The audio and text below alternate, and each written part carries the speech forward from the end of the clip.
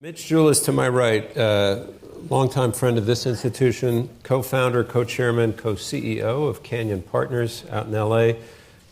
Mitch sits on the boards of many global organizations, including this one, the Asia Society, several institutions tied to prestigious American universities, Brown, Princeton, Harvard Law School, and an institution I mentioned in the introduction, the Technion, in particular the Technion Cornell Institute here, the Advisory Council, and as noted, executive producer of the film you've just seen, as is Raphael Shore, who's made many films, founder and executive chairman of Open Door Media, known until recently as Jerusalem U.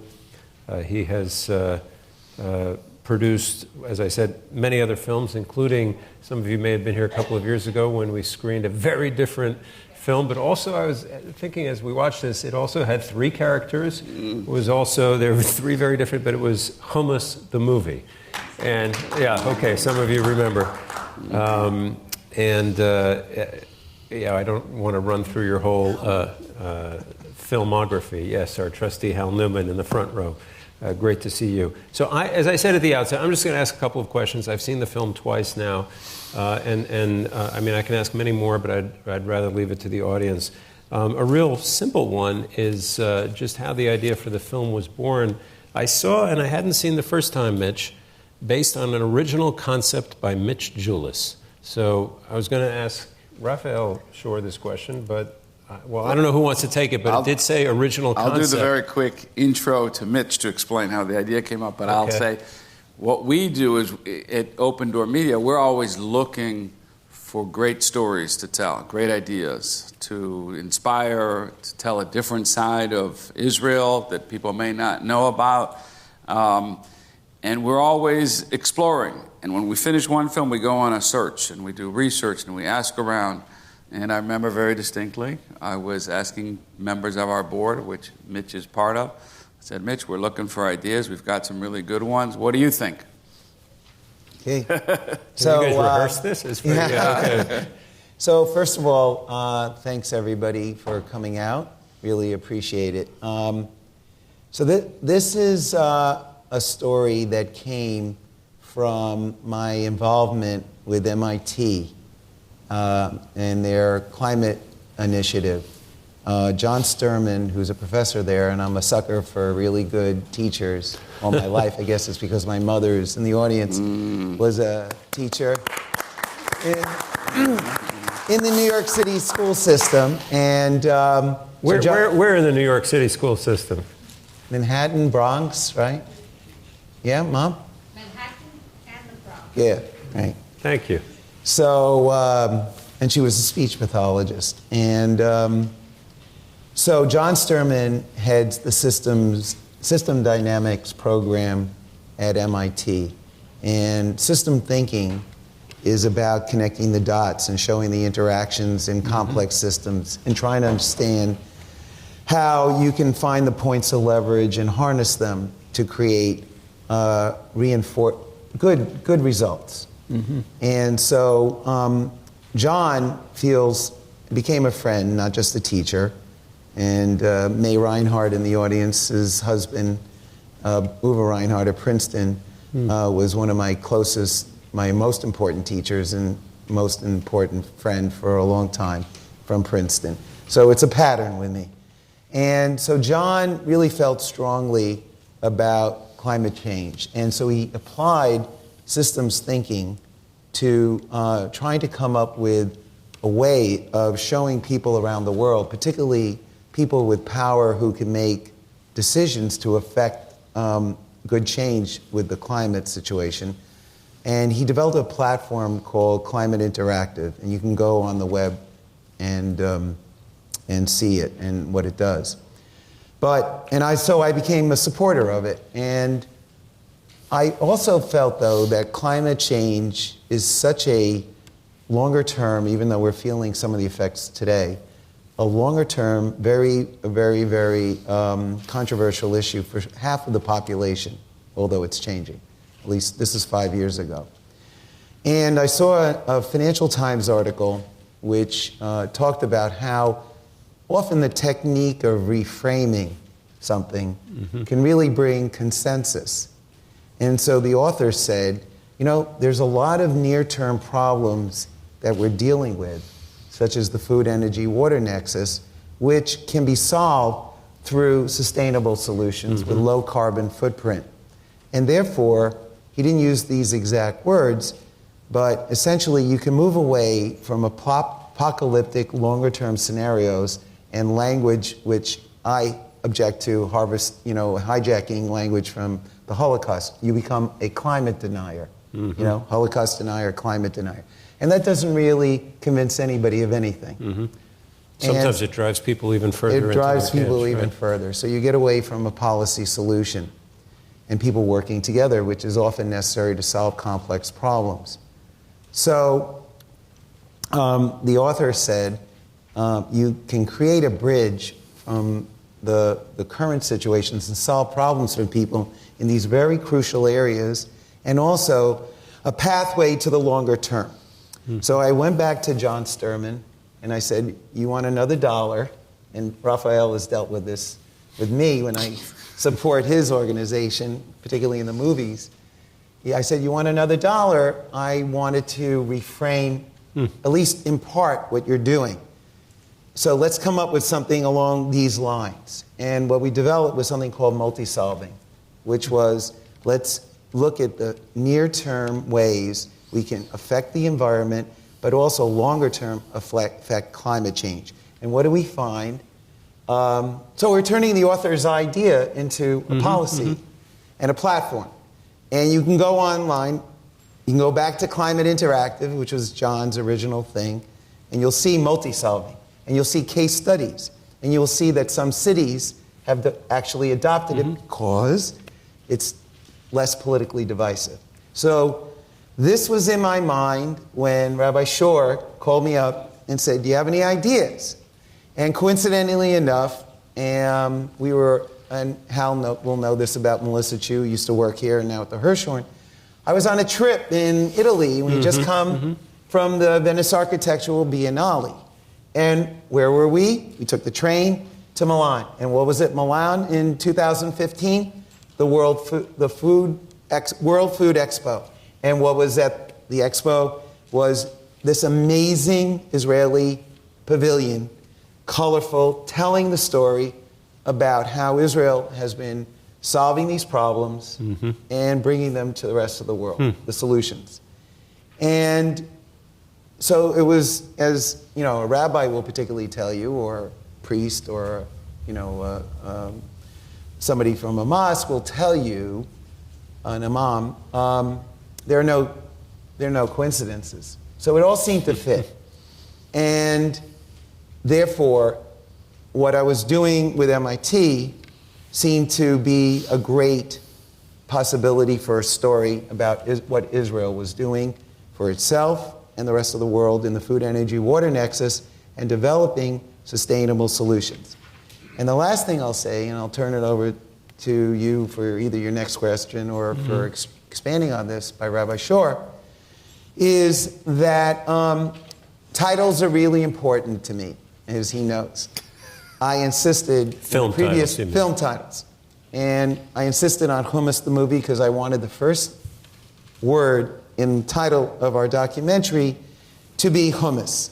And it was a device that often film directors use to create something. Hitchcock called it a MacGuffin, that is a way of telling the larger story. And in Hummus, it was about the diversity of Israel, because all of the 5 characters, actually, when you expand the cast, 5 characters, only one of which was Jewish in the movie. So we were telling a diversity story through Hummus. In Sustainable Nation, I was trying to leverage off of what everybody knows, which is Startup Nation, right? And reframe it and expand it so that Israel could be positioned in terms of the environmental climate change movement, which, as you know, is of great concern to the rest of the world. You see it in current election politics. So that was why I insisted that the movie be called Sustainable Nation. Did you have a title that he overruled? Yes. you want to share it? I think I've blocked it out of my memory. You wanted to call it Water Warriors. That's pretty Well, good that was too, one of actually. them. I mean, it's, Yeah, let me ask you something else. We definitely went toe to toe. It's so much of when you have good stories is obviously finding. I mean, I happen to have read a bit about this, so that there are so many people in the region now, and in Israel in particular, who are involved in the water scarcity question and have done really cool things. And so I imagine you had a lot of people you could have, and stories you could have chosen from.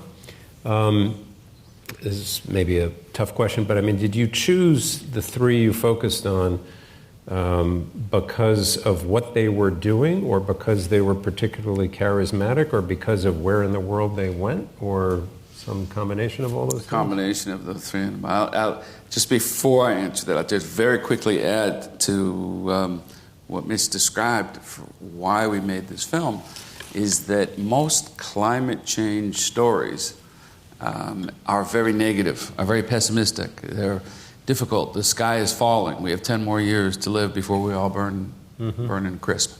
And this story is basically saying, this is solvable. Yeah, there's a very serious global water shortage. There's energy problems. There's issues with resources. But guess what? Israel's a little microcosm, and it's eminently solvable by people working together and being creative and innovative. So that's why we were very excited to share the story. And I think everyone who, you watch the film, you see it's a very uplifting story. It challenges, but very positive. So that's one of the things that really excited us about the film. To answer your second question. Just one thing. Even Don't need a moderator here. Even South Africa, which has a very tortured history with Israel because Israel supported the apartheid regime before Mandela. Even South Africa is having access to Savan's work. Really? And is that one of the 8 countries she's in now? Or, yeah. Wow. And it's so important because South Africa is getting a huge influx of people from Zambia, former Rhodesia. What is it? Namibia. No, I'm sorry. Zimbabwe. Over the border because, We're not on a the relative Africa basis. Society. And the fact that Sivan is able to go into South Africa shows you can build bridges even with countries who feel that Israel wronged them in the past.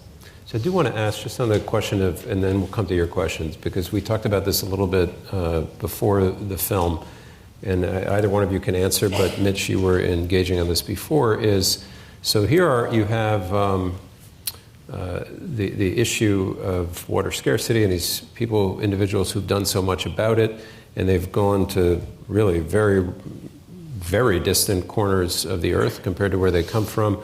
I remember from my time as a journalist, as I was saying before the program, that with the Palestinians and the Israelis, it was often said that it was not only a conflict, and still is a conflict, about land, but it was also very much about water. Have politics made it impossible for these sorts of, particularly the guy with AI, to bring that into the Palestinian territories, or is there any hope for I have a some couple of this? thoughts on that, but you live there, so you know. Can I Probably go back better to your than I other do. question? Yeah. That was easier. That was easier. Listen, the conflict is multi-layered. I mean, it's arguable that it's not about land or water. It's also about religion. It's about culture. Sure. There's so many different layers there. But there's no question that water is one of the serious issues. And it's in the part of the negotiations. I mean, when Israel signed a peace agreement with Jordan, Israel, even though it is in a scarcity situation, provides water to Jordan. Yeah. And it was also part of the Oslo peace processes with the Palestinians. I guess I don't mean to get into a deep political thing. We can, but is there any chance that any of these? Yes. For example, one of our collaborators, Glenn Yago from the Milken Institute, who we consulted with and on this film, has been working over the last, I would say, 10 years to turn the Kidron Valley. I don't know if anybody knows a little bit about Jerusalem, but if you, behind the Temple Mount, before you get to the Mount of Olives, there's a valley, and there was a water source there which served actually the Kohanim, the priests. That's where they did their mikvahs, ritual baths. It also served as a source of fresh water for David's original city, built below the Temple Mount. And if you go to Israel, you can go to Ir David, or City of David. It's one of the most important archaeological sites. But this is a shared resource. Palestinians and Israelis live along that. And it is an incredible journey through the heritage of both peoples if you restored it. So what Glenn has been trying to do and working with the Palestinians and the Israelis is to do a water reclamation project in the Kidron Valley that would also allow for great tourism to take place. And hopefully it will happen. I will also point out to something that you can see as ultimately happening. Go to 60 Minutes and type in Rawabi, R-A-W-A-B-I. We visited with the Asia Society of Rawabi. It is a city built from nothing by a fellow named Masri, a Palestinian. In the West Bank. In the West Bank, near Ramallah. And they have access to water, they have access to roads, but they had a fight. Civilly through the law with the Israelis to ultimately do something that should have been done a few years ago. And I think the hope of Rawabi is once they went through that tortured process, that it'll be easier the next time. They want to either expand Rawabi if it becomes a big success. They want more access to water in Jericho. So, a lot of people talk about top-down solutions, one state, two state, whatever solutions. But if you look at this movie, even though they're talking about other lands, system solutions are often emergent. They're about what happens in the microcosm, as you may. Small changes eventually gather together and reach a tipping point. And hopefully most of the times when people are working together, that tipping point results in a disproportionate good. And so that is, that is the hope. Yep. Okay, I've monopolized the time. Thank you. We have microphones. We have a few minutes for questions. Prerogative to our fellow trustee, your fellow trustee, Hal Newman. Hal Newman, my buddy, my mentor at the Asia Society, my wonderful friend. That's a big introduction, Hal. What's your name again? Anyway, I've been involved for the past 10 years in building water projects in India, primarily in India and Ghana. But we've taken an entirely different program. We return the water projects as commercial projects to the local population so that the women who are in the villages in Rajasthan, which is rainwater, and in Tamil Nadu, which is basically groundwater, which is polluted, we work out a situation until those people can make a living, in a sense, from the water projects that they have. And that's been going on now. We started about 10 years ago. It's with a nonprofit organization called Safe Water Network that I've been on the board for a number of years. And I wonder how much of the things that you're doing could be turned over commercially to the local population, to the women in that population, who then turn it into a business.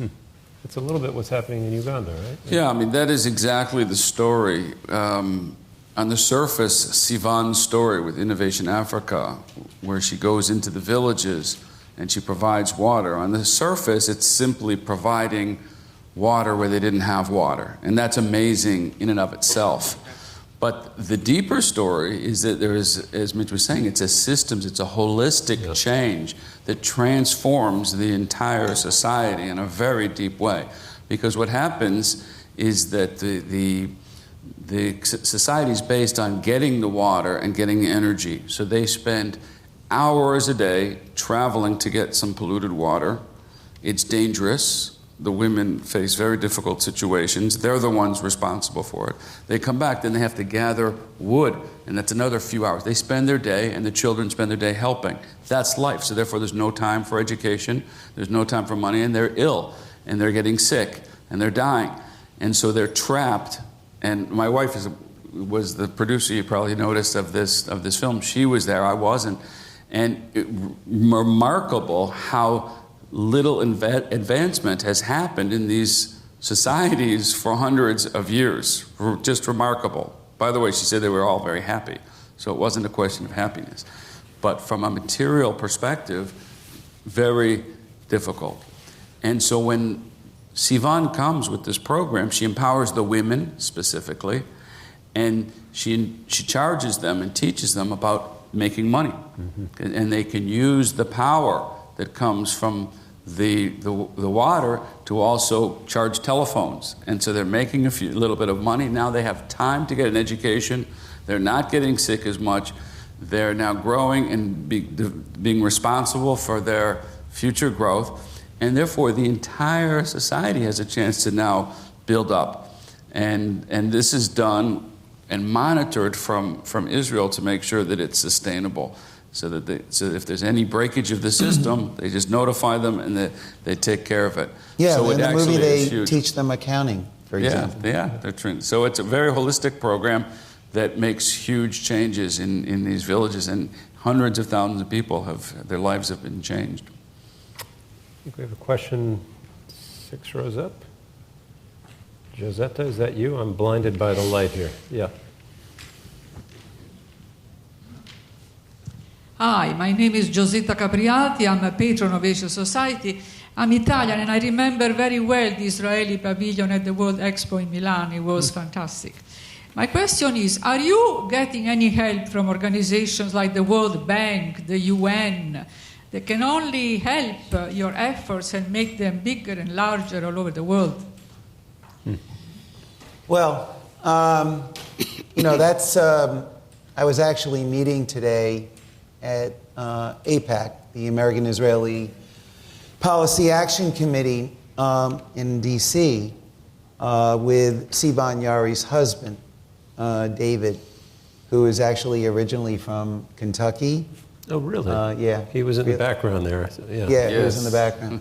And he was an entrepreneur, and he is, just like his wife, I guess that's part of the reason they're married, he is a systems kind of thinker.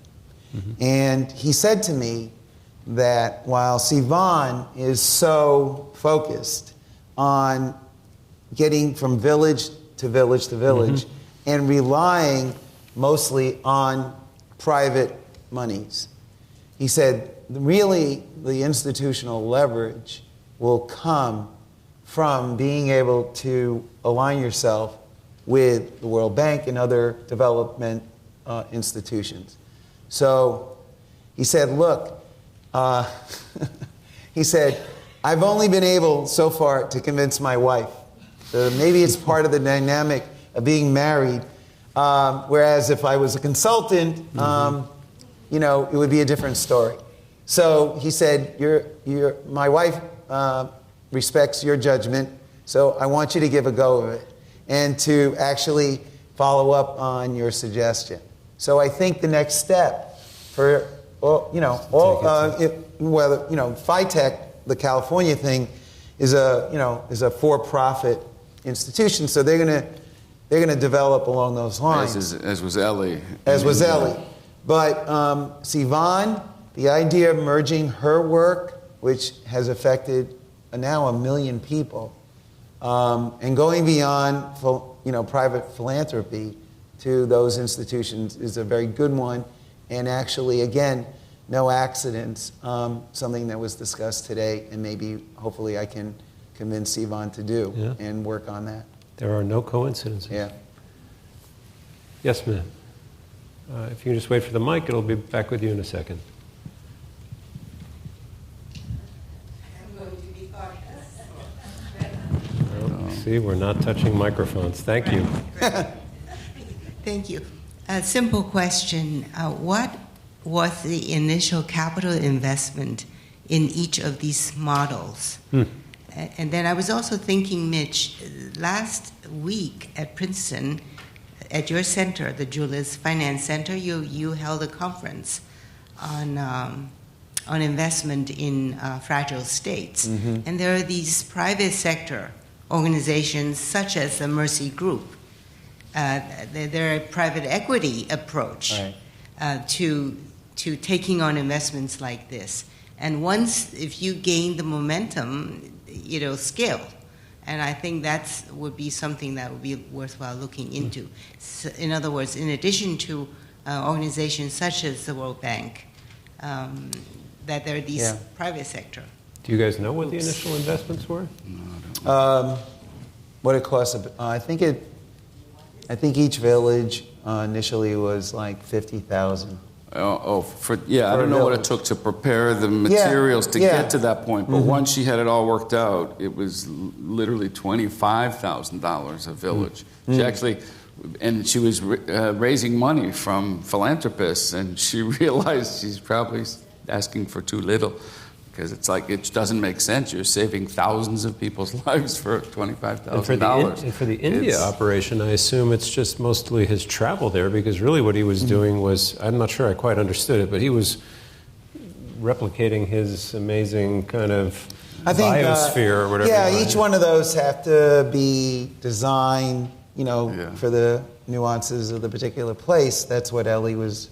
Ellie, right? Yeah, Ellie Cohen. Yeah, Ellie he Cohen. was obviously having difficulties, though, because he had to redo the landscaping and whatnot. So it did cost enough that he was having difficulties with the bureaucracy to pay him whatever he needed to get it done. Yeah. And that's been an ongoing struggle. I had a feeling he was being polite about that. He was very frustrated. But what May Reinhardt, who just asked the question, was referencing, and it's a perfect pairing with the previous question, because, there are these institutions, but the conference at Princeton really was also looking for private market solutions through incentives. And coaxing capital and strategically to help these countries that get into these situations where they risk not only the fragile, but they become failed states. And failed states are obviously of great interest not only to a region, but to the United States, because failed states become hornet's nests for terrorism and other kinds of things. We have time for one more. Why don't we, dead center here, sure. Okay. Just hang on for a microphone if you could.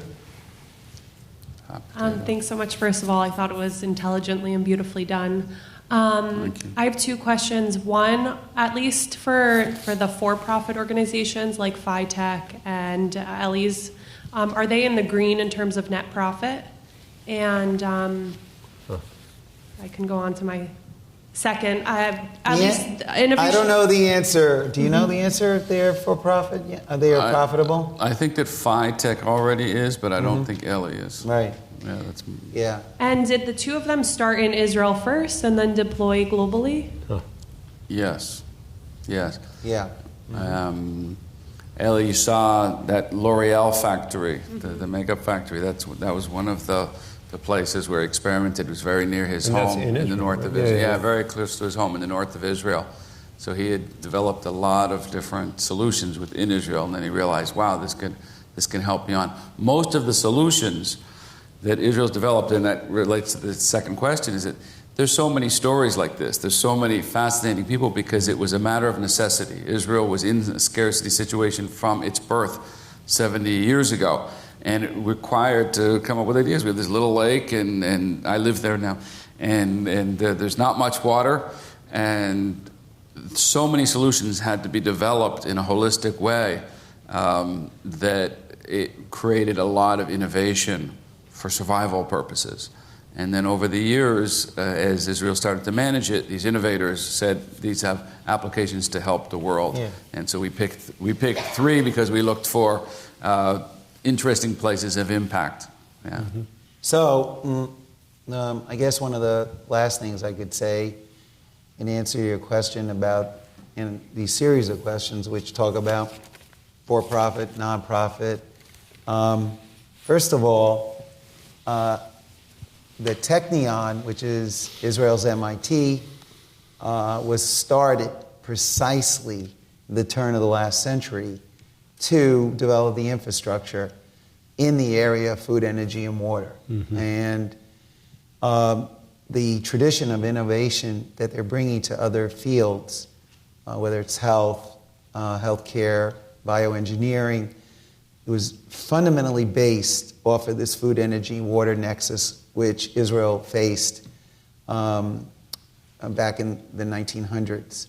Very vexing. You can see commonality between what California was and became with the water being brought there, and now what it's dealing with the drought. Israel was the same thing, and that's why there is an agreement between California and Israel to share technology. But you don't have to go to California, you don't have to go to Israel to get a sense of this. Out there on Roosevelt Island, you can appreciate Israel's innovation and commitment to solving some of the basic problems, because Cornell and the Technion have an alliance on Roosevelt Island, and it is going to be powering over the next 20 to 50 years the innovation ecosystem of New York City, and allow it to diversify beyond the ups and downs of the financial center. Mm-hmm. And that was Bloomberg's vision.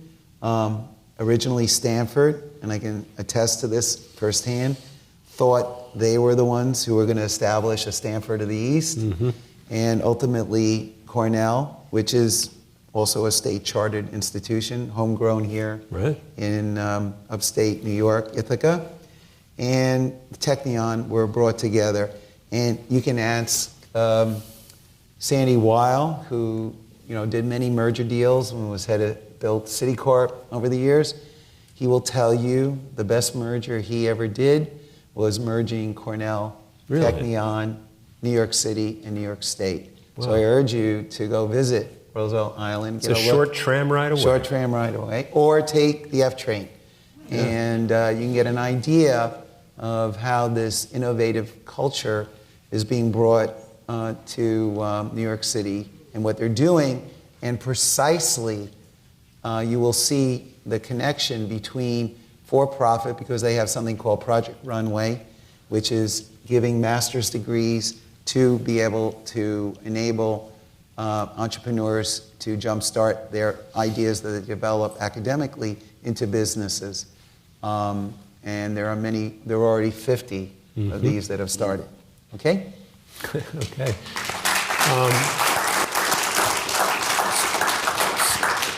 So just by way of closing and expressions of gratitude, I just want to say two things. First of all, as you said, Rabbi Shore, it's, you both said it in a way that so often stories about these problems and issues are just that. They're stories about problems, and they are dispiriting because that's just their very nature. And so I congratulate you and your wife and all the people involved with the film, because it's inspiring. It gives us some hope in these areas where we might not have it. And then on another front, to my earlier self-reference about having been a journalist and spent a lot of time in this part of the world, it's also, to your point about seeing people and telling stories that are not stories just about politicians or about terrorism or about the things that, having worked in daily journalism for a long time, if you do anything in the Middle East, try as we might, and Lord knows we tried a lot, to put people on camera and in stories who were just inspiring, interesting people who had nothing to do with politics and nothing to do with terrorism. It's hard, and so I applaud you for that as well. Anyway, thank you all for coming, and thank you, Mitch.